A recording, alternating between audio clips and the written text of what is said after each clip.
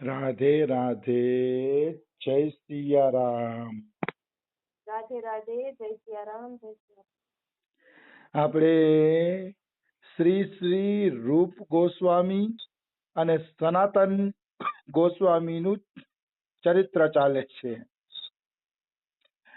રૂપ ગોસ્વામી અને સનાતન ગોસ્વામીના ચરિત્રમાં આપણે આગળ વધીએ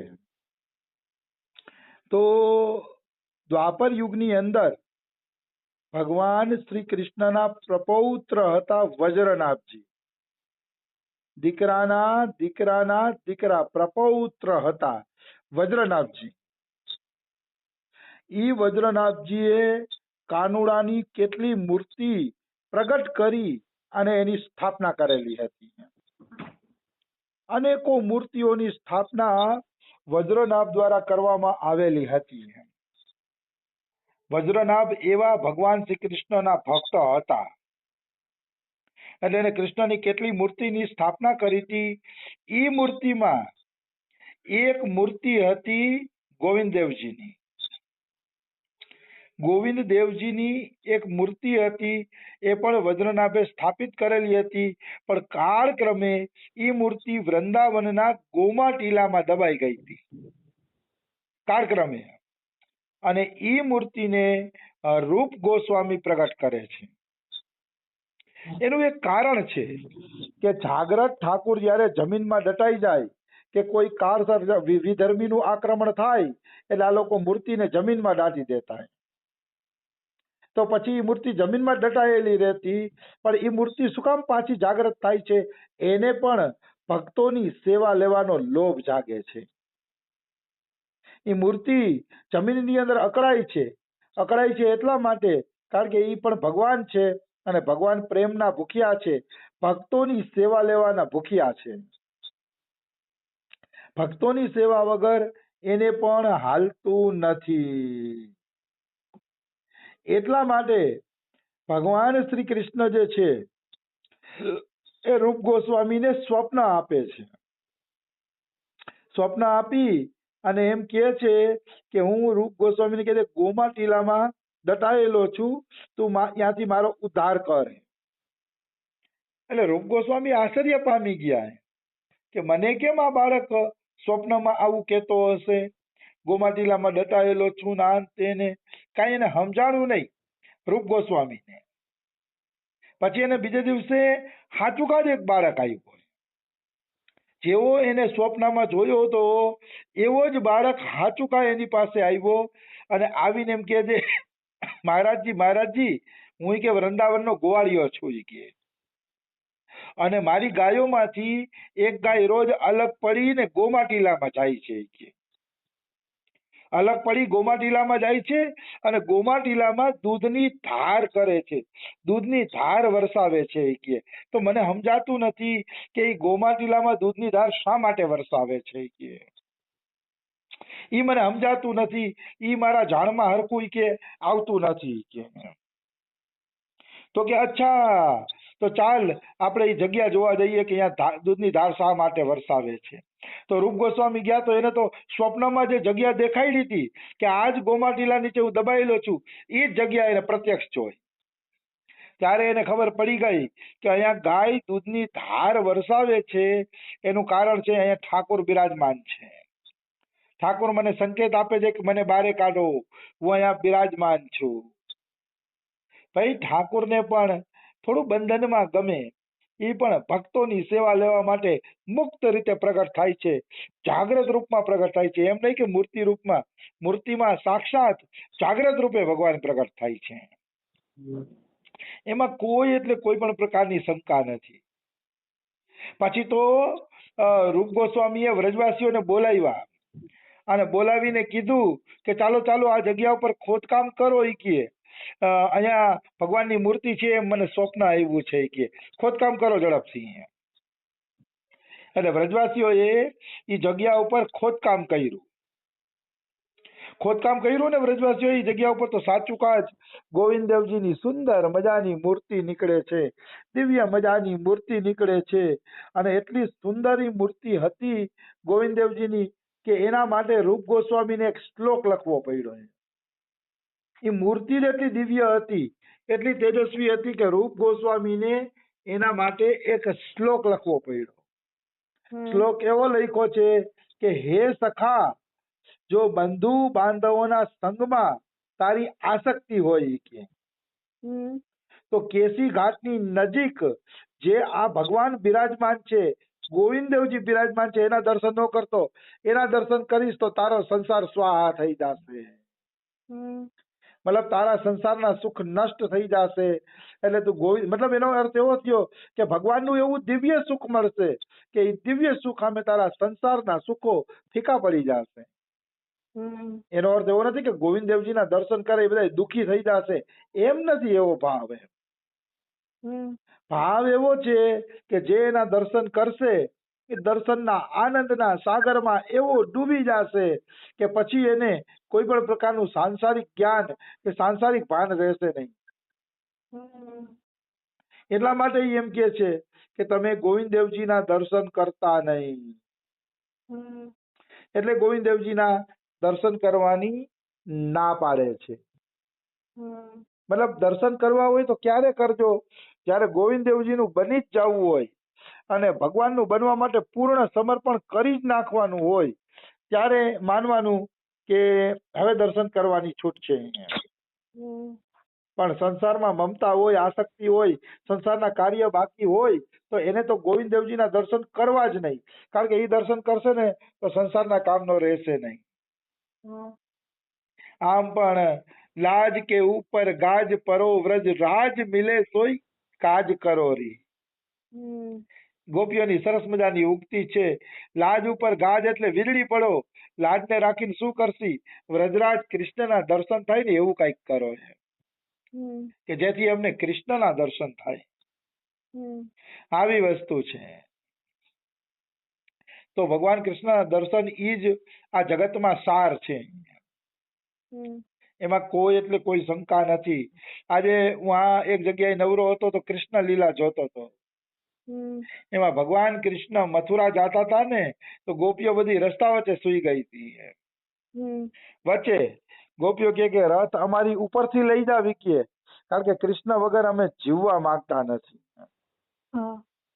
તો જીવવા માંગતા નથી કે કૃષ્ણ વગર રથ અમારી ઉપરથી તમે ફેરવીને લઈ જાઓ.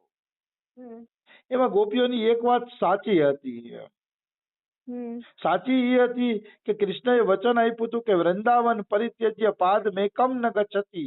તો આવું વરદાન આપ્યું હતું એટલે ગોપીઓ બધી આનંદમાં હતી કે કૃષ્ણ અમને છોડીને ક્યારેય જાશે નહીં. અને અચાનક વયો ગયા. એટલે ગોપીઓને વિશેષ આઘાત લાગ્યો કે કૃષ્ણ અચાનક અમને છોડીને શા માટે વયા ગયા. એટલે ઈ એમ સાચી હતી, કારણ કે અચાનક જાવું જોઈએ નહીં, પ્રિયજનોને જાણ કરીને જાવું જોઈએ. પણ અક્રૂરજી સાંજે પહોંચ્યા અને સવારે તો કૃષ્ણ હાલતા પણ થઈ ગયા હતા. રાતોરાત બધાને સમાચાર પહોંચી ગયા હતા કૃષ્ણ વયા જાય છે. એટલે ગોપીઓ ખોટી નથી, કૃષ્ણના વિરહમાં જીવવા કરતા એને કૃષ્ણ માટે પ્રાણ આપી દેવા મંજૂર હતા. એટલે રથ આગળ બેહી ગઈ હતી. પણ એક વાત નક્કી છે કે કૃષ્ણની વાત એ સાચી છે કે પ્રેમ એને કહેવાય કે કૃષ્ણ કેમાં પ્રસન્ન છે. અને કૃષ્ણ જઈને પ્રસન્ન હતા. કૃષ્ણને રાક્ષસોને મારીને પૃથ્વીનો ઉદ્ધાર કરવો હતો, એટલે જઈને પ્રસન્ન હતા. તો પછી એને જવા દેવા જોઈએ. એ પણ સાચા છે એની રીતે. પણ એ પ્રેમની પરીક્ષામાં સૌથી મોટી ભૂમિકા રાધા રાણીની હતી. સૌથી મોટી, કારણ કે રાધા રાણી મનાવા જ ન આવ્યા. ત્યારે સખીઓએ કીધું કે કૃષ્ણ જાય છે, રાધા રાણી તું મનાવા નહીં આવ? તો કે હું નહીં આવું. રાધા રાણી કહે ઈ જેમાં ખુશ રહીએ ને એમાં જ મારી ખુશી છે. એટલે હું મનાવા નહીં આવું. રાધા રાણીએ ના પાડી દીધી. તો લલતા વિશાખા એમ કે તું ન મનાવ તો કાંઈ નહીં કે, પણ અમે તો કૃષ્ણને પૂછીને જ રહેશી કે તું અમને છોડીને કેમ વયો જશે. એમાં લલિતા વિશાખા ભલે પૂછે છે, એ પણ એક સારો ભાવ છે, પણ એમાં એની થોડીક નબળાઈ હતી પ્રેમની અંદર. પ્રેમ શ્રેષ્ઠ રાધા રાણીનો હતો, કારણ કે એને કઈ બોલ્યા જ નહીં. ન ફરિયાદમાં બોલ્યા, ન વખાણમાં બોલ્યા, ન સુખમાં બોલ્યા કે દુઃખમાં બોલ્યા. કેવલ મૌન થઈને કૃષ્ણને સંમતિ આપી કે તમને જેમ ગમે એમ કરો. રાધા રાણીની પ્રેમની ઊંચી ભૂમિકા. એટલે જ રાધા રાણીના પ્રેમના કૃષ્ણ કાયમી માટે ઋણિયા બની ગયા છે, કારણ કે એના જેવો પ્રેમ કોઈ કર્યો નથી, એના જેવો પ્રેમ થાય પણ નહીં અને કોઈ કર્યો પણ નથી. આવી વસ્તુ છે. તો રૂપ ગોસ્વામીએ સ્પષ્ટ કીધું છે કે ગોવિંદ દેવજીના દર્શન ન કરતા નકર સંસાર સ્વાહા થઈ જશે. કૃષ્ણ પ્રેમ જ એવો છે કે બસ સંસાર સ્વાહા થઈ જાય છે. અક્રૂરજી, આવા અક્રૂરજી કૃષ્ણને લઈ જતા હતા એમ, એ અક્રૂરજીને પણ મારીને રથ નીચે નાખી દે છે ગોપીઓ. મારે છે અક્રૂરજીને, પણ એ ગર્ગ સંહિતામાં લખ્યું છો, ભાગવતમાં નથી લખ્યું. અને અહીંયા અક્રૂરજી અપરાધ કરે છે ગોપીઓનો, કે આ ગોપીઓ તો જો એક હાડકા ચામડાના પુરુષ ખાતર અમારા જેવાને મારે છે, વડીલોને મારે છે. પણ અક્રૂરજીને ખબર નહોતી કે કૃષ્ણ એના પ્રાણ હતા, અને પ્રાણ લઈ જતા હોય તો પ્રાણ બચાવવા કોણ હથિયાર ન ઉપાડે? સંસારી માણસ પણ પોતાના પ્રાણ બચાવવા હથિયાર ઉપાડી લે છે. તો કૃષ્ણ તો ગોપીઓના પ્રાણ હતા, એટલે અક્રૂરને માર્યું એમાં કઈ ખોટું નથી કર્યું ગોપીઓએ, બરોબર છે, કારણ કે એ જ કૃષ્ણને લઈ જતા હતા, એટલે ગોપીઓએ બધો ગુસ્સો એની ઉપર જ ઉતાર્યો. માયરા તો અક્રૂરજીથી અપરાધ થયો કે આ ગોપીઓ એક હાડકા ચામડાના પુરુષ માટે અમારા જેવાને મારે છે, એના પ્રેમને સમજી ન શક્યા. ઈ અપરાધના કારણે 5 વર્ષ પછી અક્રૂરજીની બુદ્ધિ બગડે છે. બુદ્ધિ બગડે છે અને એ કૃતવર્માને ઓલો મણી ચોરવા માટે, સ્યમંતક મણી ચોરવા માટે ચડાવે છે કે સત્રાજીત પાસે મણી લઈ લે. સત્રાજીતને મણી શું કરવો છે કે તારી પાસે મણી હારો લાગે કે તું લઈ લે કે. અને સત્યભામાના પિતાજી સત્રાજીતને મારીને કૃતવર્મા મણી લઈ લે છે. તો કહેવાનો અર્થ શું છે કે આ ગોપીઓનો અપરાધ હતો કે એને આ ખોટું બોલવામાં સાથ દેવો પડ્યો. સાથ એટલે દેવો પડ્યો ખોટું બોલવામાં એને. આવી વસ્તુ છે. તો ક્યારેય ભક્તોનો અપરાધ કરવો જોઈએ નહીં. એ 4 વર્ષે 5 વર્ષે ગમે ત્યારે એનો પ્રભાવ અવશ્ય દેખાડે છે.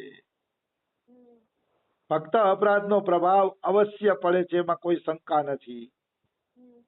તો રૂપ ગોસ્વામીનું ગોવિંદ દેવજીનું વૃંદાવનમાં રાજા માનસીએ મંદિર બનાવી દીધું છે.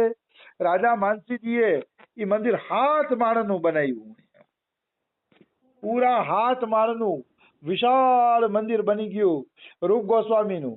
તો રૂપ ગોસ્વામી એની ઉપર દીવડો પ્રગટાવતા, 7 માળના મંદિર ઉપર દીવડો પ્રગટાવતા રૂપ ગોસ્વામી, અને એ દીવડો છે આગ્રા સુધી દેખાતો એમ કહે છે. તો આગ્રાના એકવાર મુસલમાનના રાજાએ એમ કીધું કે આ દીવડો કોનો છે? તો કે એ તો હિન્દુનું મંદિર છે વૃંદાવનમાં, એનો દીવડો છે. તો એનાથી સહન ન થયું કે હિન્દુના મંદિરનો આવડો મોટો પ્રભાવ કે પાડી નાખો એ મંદિરને. બીજા દિવસે એ સૈનિકો મંદિર પાડવા માટે આવ્યા અને મંદિર પાડવા માંડ્યા. તો એક માળ પાડ્યો ને તો અહીંયા હનુમાનજી છે, સિંહપોરના હનુમાનજી કહેવાય, અહીંયા જ છે. એ હનુમાનજી એમ કહે છે કે પ્રભુ તમારા મંદિરને પાડે છે હોય કે છૂટ આપો તો બધાને મસળી નાખવું હોય કે. ભગવાન કે રેવા દો હનુમાનજી, રેવા દો, મારી ઈચ્છા છે ભલે મંદિર પડે. બીજો માળ પાડી નાખ્યો, હાથમાંથી 2 માળ પડી ગયા. તો રૂપ ગોસ્વામી કે હવે તો પ્રભુ મને કયો. હનુમાનજી કહે હું મારું આને. તો કે ના હજી નહીં. 3જો માળ પાડ્યો. પછી 4થો માળ પાડવા જતા હતા ને, હનુમાનજીથી રહેવાનું જ નહીં કે આ ભગવાનને પૂછવું જ નથી. અને ભગવાનને પૂછ્યા વગર ઓલા મુસલમાન લોકોને મારીને ભગાડી મૂક્યા હનુમાનજીએ. માર્યા એ જે અકબરના કે કોઈના હતા સૈનિકો, એને મારી તોડીને ભગાડી મૂક્યા હનુમાનજીએ. ભગવાન કે મારી ઈચ્છા હતી કે આ મંદિર પડી જાય કે. હનુમાનજી કે નહીં પ્રભુ, મારાથી જોવાતું નહોતું. એટલે હનુમાનજીએ 3 માળ પડતા જોયા, પણ 4 માળ એના બચી ગયા, કારણ કે વચ્ચે હનુમાનજી આવી ગયા. હનુમાનજી આવી ગયા એટલે 4 માળ બચી ગયા. આજે પણ વૃંદાવનમાં 4 માળનું ઈ મંદિર બિરાજમાન છે અને ભક્તો એના દર્શન કરીને ખૂબ આનંદને પ્રાપ્ત કરે છે. આવી વસ્તુ છે. તો કહેવાનો મારો ભાવ શું છે, ભગવાન રક્ષા કરે છે પણ લીલા કરે છે. એને રહેવું કે ન રહેવું એ લીલા પણ એ પોતે કરતા હોય છે. તો રૂપ ગોસ્વામીએ ગોવિંદદેવને કેમ પ્રગટ કર્યા એનો પ્રસંગ આપણે લીધો. આગળનો પ્રસંગ વળી આપણે કાલે લઈ લેશી. રાધે રાધે, જય સિયા રામ.